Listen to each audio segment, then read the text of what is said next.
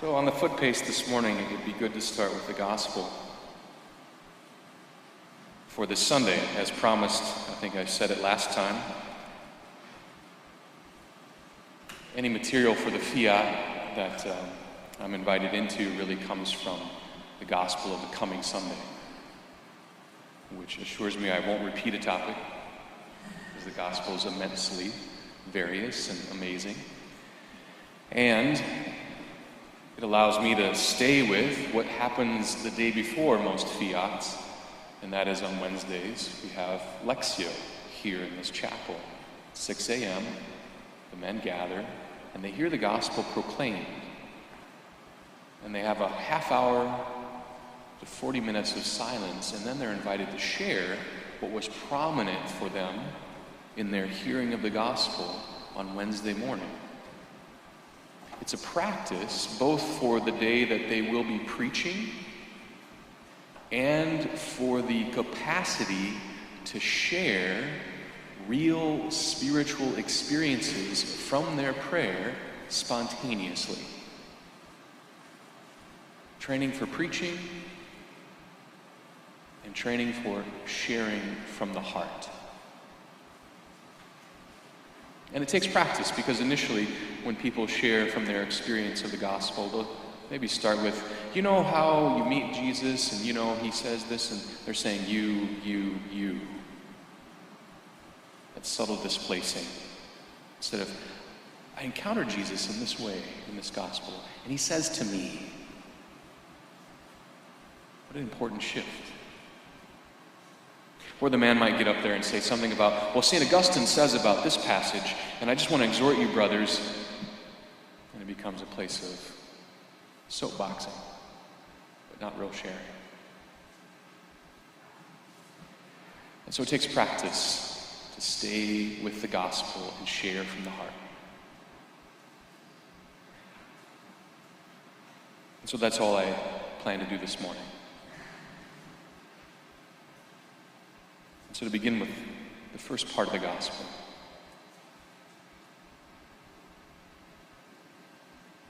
Jesus and his disciples left from there and began a journey through Galilee. But he did not wish anyone to know about it. He was teaching his disciples and telling them, the Son of Man is to be handed over to men, and they will kill him. 3 days after his death, the Son of Man will rise. But they did not understand the saying, and they were afraid to question him.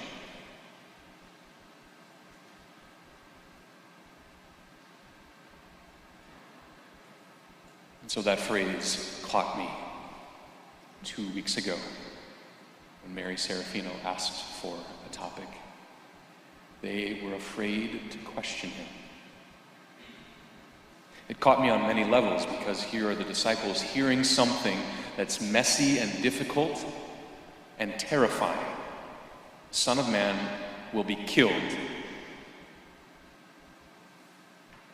You hear that kind of news in the beginning, they don't hear the other part of it.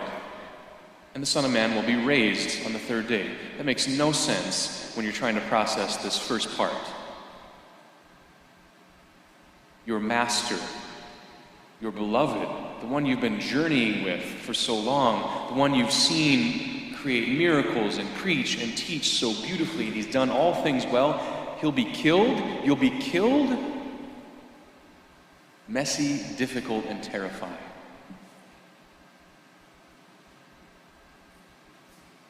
That ring in your hearts at all in this current time? Messy, difficult, terrifying. How often when something messy, difficult, or terrifying is happening in our lives, do we sort of clam up, shut down? When we get really hurt, to isolate ourselves, to move into a corner, to stop relating. They were afraid to question him. They were afraid to ask. Maybe this happened with your children. come in late at night. I don't even want to ask. You see them in some condition. I don't want to even ask what happened. It's a reaction, a self-protection. And what this crisis in the church is doing is moving us out of this self-protection and into a whole new hopefulness. That's my contention. So today, I want to offer 3 points. That crisis is the place of hope. And to offer, secondly, how the men here are being invited into that. And thirdly, a source of faithfulness. And finally, some points for prayer.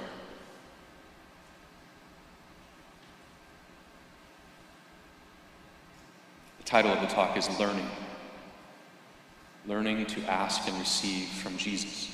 Learning is the chief activity, the primary activity of the disciple, right?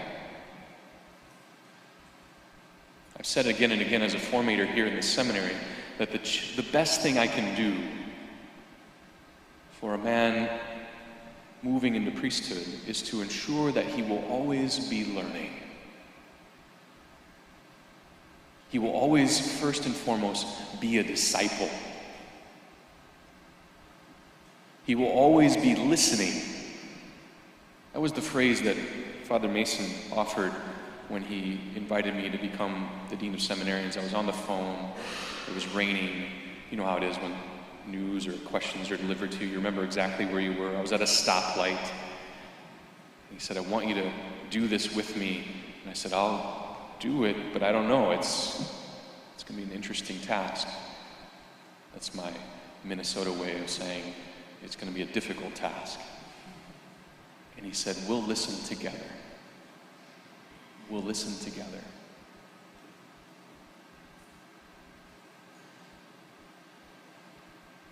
And what are we listening for? We're listening for Jesus' own initiative with us. God's own initiative of love with us.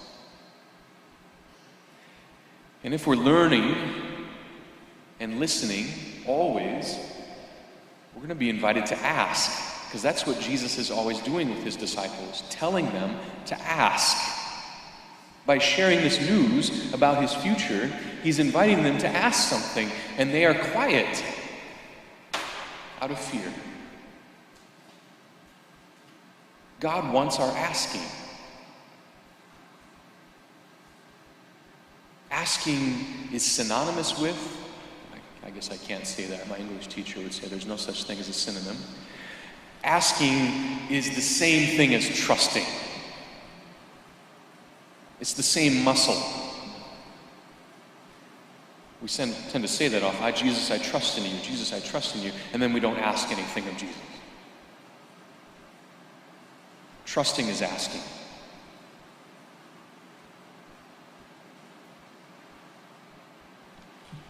When we're in a place of messiness and difficulty and terror, that's precisely the moment to ask. That's precisely the moment to exercise our desires with Jesus. Cast your cares upon him because he cares for you, the psalmist rejoices to say.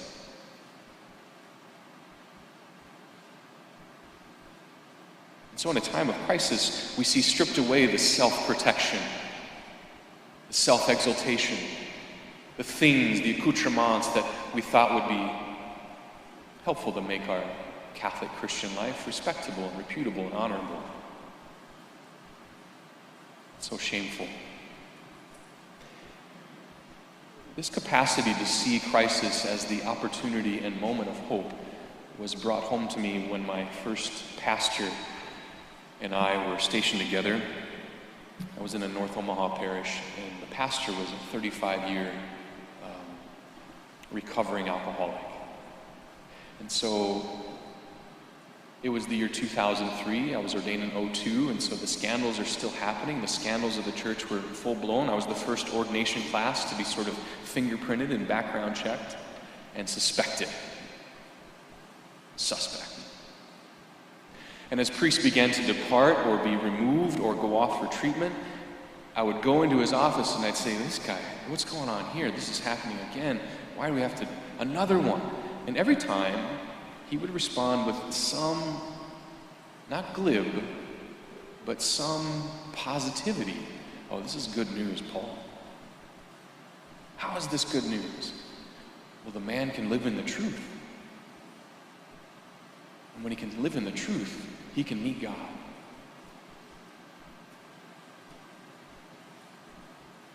Because he had his own story of beginning to live in the truth. And his own story of recovery was steadily living in the truth more and more to meet God more and more. If we don't live in the truth, we can't meet God.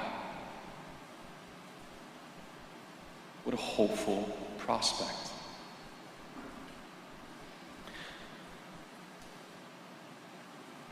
I say hopeful because Augustine was very clear with a beautiful quote that this house has been sort of resonating with. And that is, hope has two beautiful daughters: anger and courage. Anger at the way things are, and courage that they may not remain so. Anger at the way things are, and courage that they may not remain so. A number of men have come to my office the last few weeks, and they have voiced to me, "Father, I'm just so angry." And my response to them is, good. Anger is a neutral emotion, right? It's a passion. Read it in the Catechism. The passions are neutral. And it can be used wrongly for revenge and for wrath. But anger can also be used rightfully to defend what is right, to defend the innocent. Anger energizes us into an action, whether that action be reform or renewal or concentration of our mind and heart against something that is evil.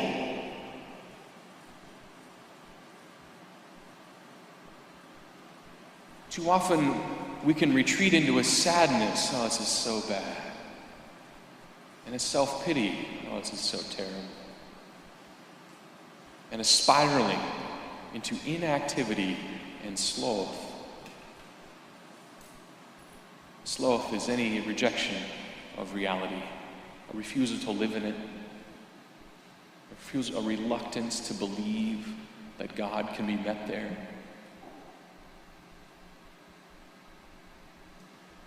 So to have that energy, this house has been energized by the scandals. Now, I'm not saying we have a house full of angry men,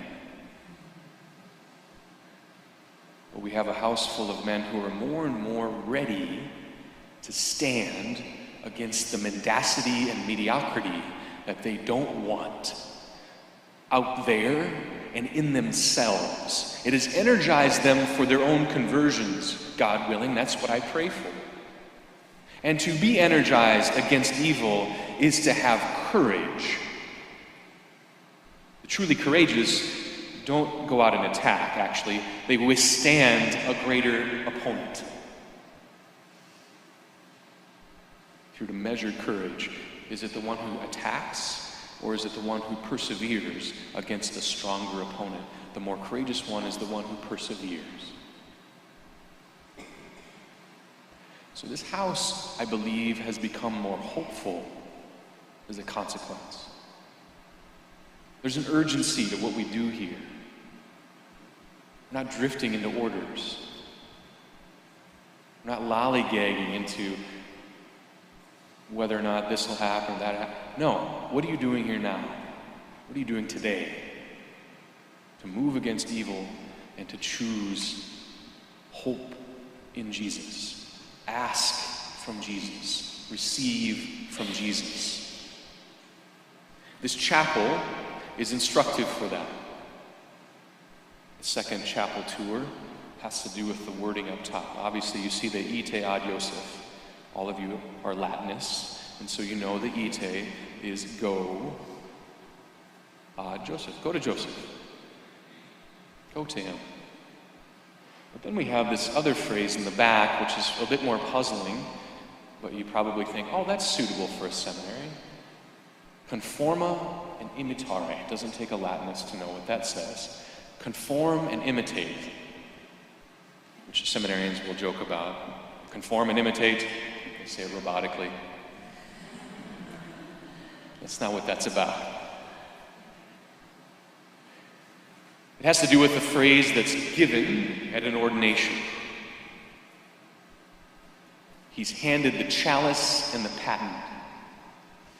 And with that handing over the instruments of sacrifice, which have been prepared by the people. There's a beautiful exchange there, right? Usually the parents will bring up the paten of bread and a chalice already filled with wine.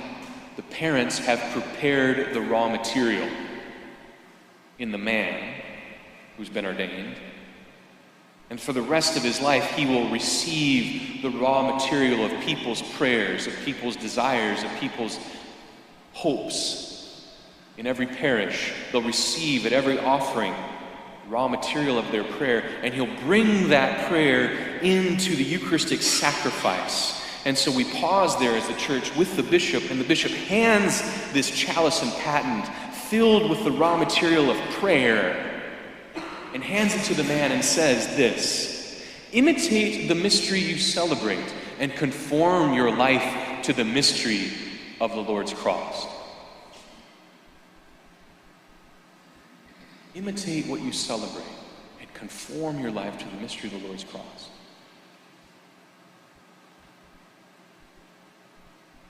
Conform and imitate isn't some robotic invitation. It's not some invitation into uniformity and dullness.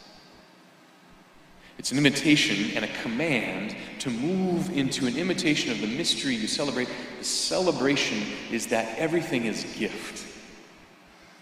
The man receives into his hands everything is gift. Echoing what Jesus says at his Last Supper, right?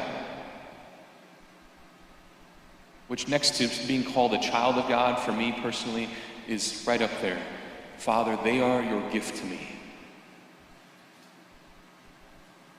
They are your gift to me. All is gift. Do I approach life with that attitude? That all is gift. Imitate means to be fundamentally grateful. To be imbued with gratitude. When given gifts to speak or act in a certain way, thank you. I've been given situations in life that are difficult and messy and terrifying. Thank you. I've been given people in my life that I may not always get along with. Thank you. I've been keep people in my life that I love deeply. Thank you. The good, the bad, and the ugly reality of life. Thank you. It's the raw material for my prayer. All of it. That's how Jesus prayed. To imitate how he received reality with gratitude. Father, they are your gift to me. He says that.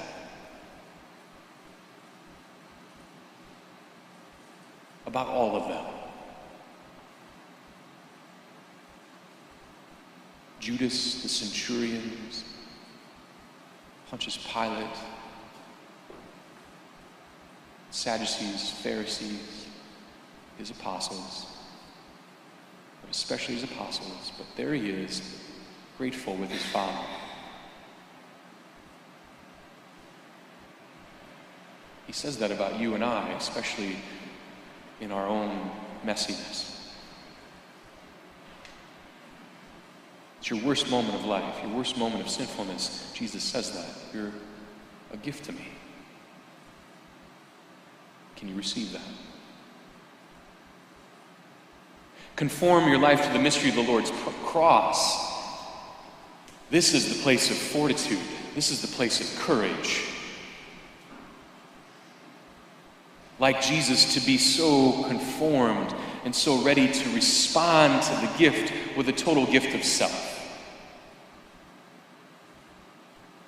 With one's heart, with one's courage, with one's whole heart, to give back.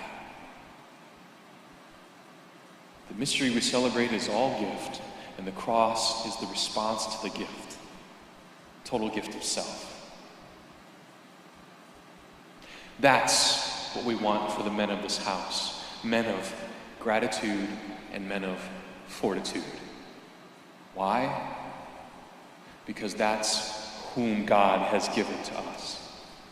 A people of gratitude and a people of fortitude. He's animated through your baptism those gifts of gratitude and fortitude for a life of discipleship, which will lead us into a faithfulness. My final point.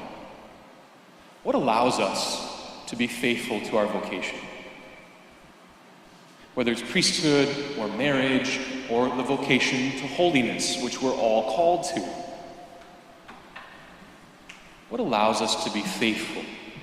Because that's the question that comes up in these crisis conversations. We need fidelity. Fidelity's the answer. Fidelity, fidelity, fidelity. What allows us to be faithful?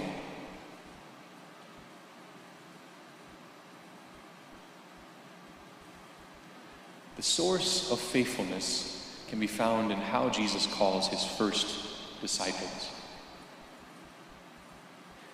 He comes down from the mountain after praying, right? He's prayed about it. And he does what? He calls those whom he desires. That's the first verb. He calls those whom he desires. It's the first source of our faithfulness. His own desire. His own thirst.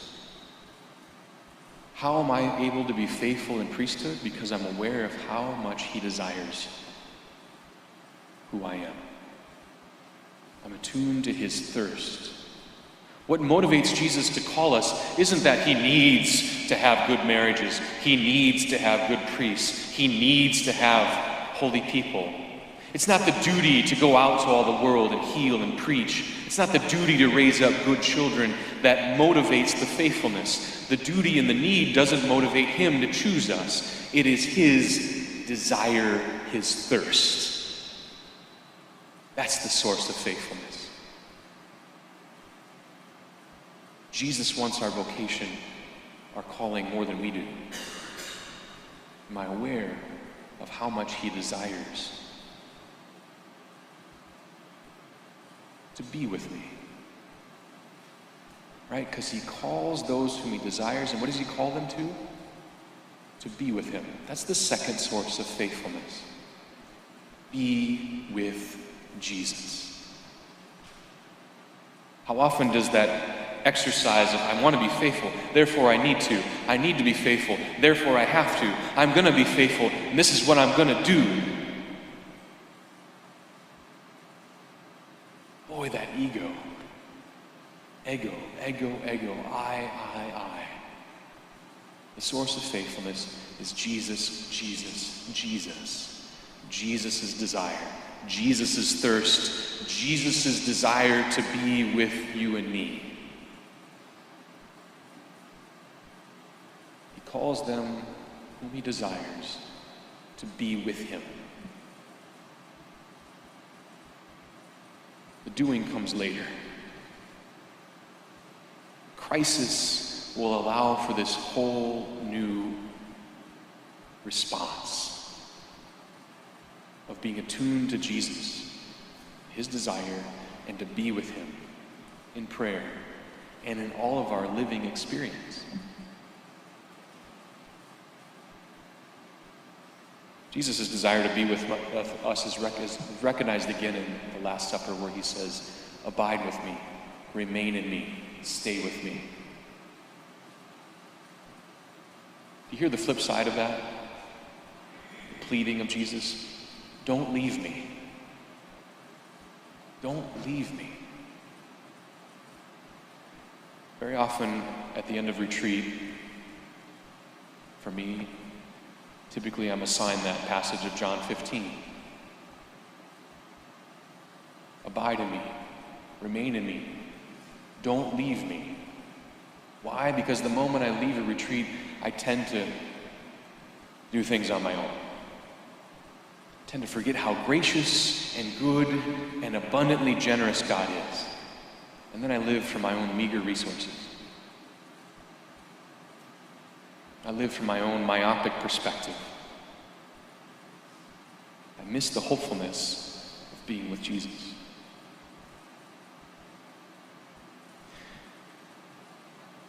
So to offer these points of prayer.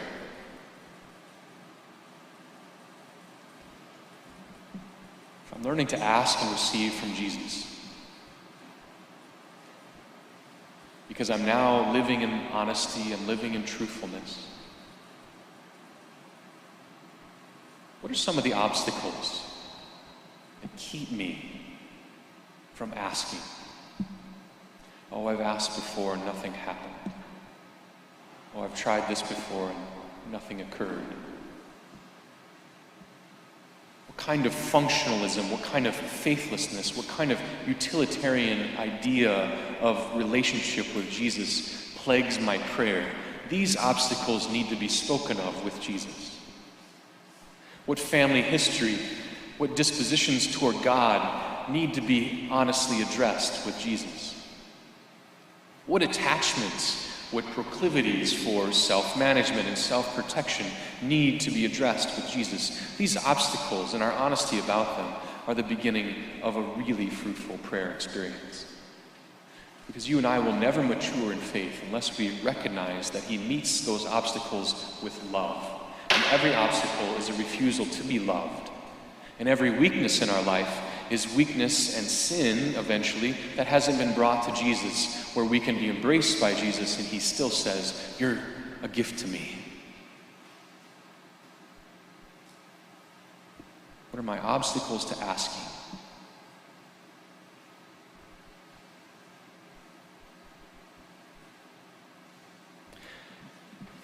And secondly, if we're going to live in reality, I want to ask Jesus for the gift of gratitude. Not counting my blessings, not listing off things that are going well, not searching out where things are just appropriate, situated in such a way that I'm hopeful then. No, I want the gift of gratitude right in the places of disappointment or discouragement. Thank you, because now in this place of discouragement and disappointment, thank you, I can be open to you.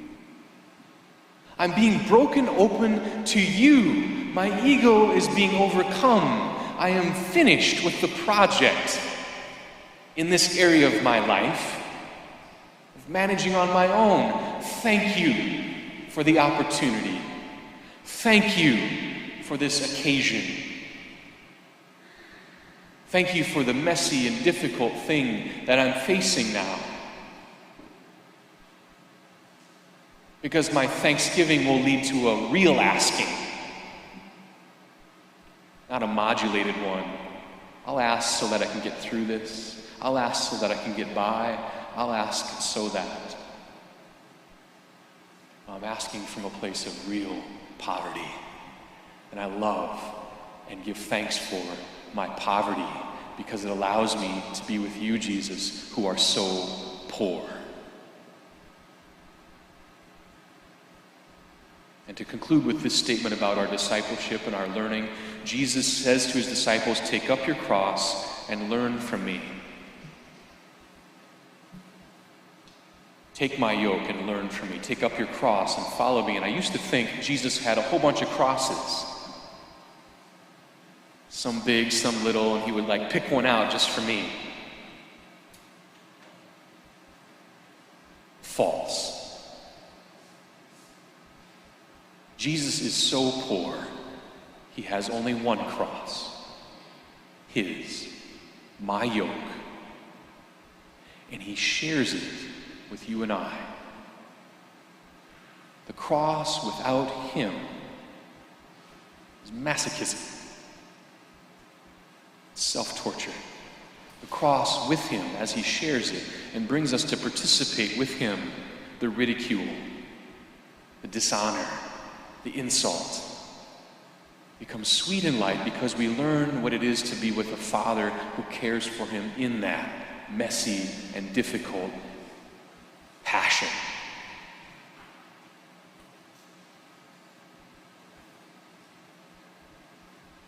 Jesus, I give you new permission to share your cross with me. Jesus, give me a whole new generosity in receiving the reality of trial in this life with you. Jesus, let me not pick and choose my trials, but give me the gift of hope and gratitude as I come to you today poor and rejoicing in it. And I come to you today weak and bringing it to you. And I come to you today with all that is messy and difficult and terrifying. And let me no longer be afraid to ask.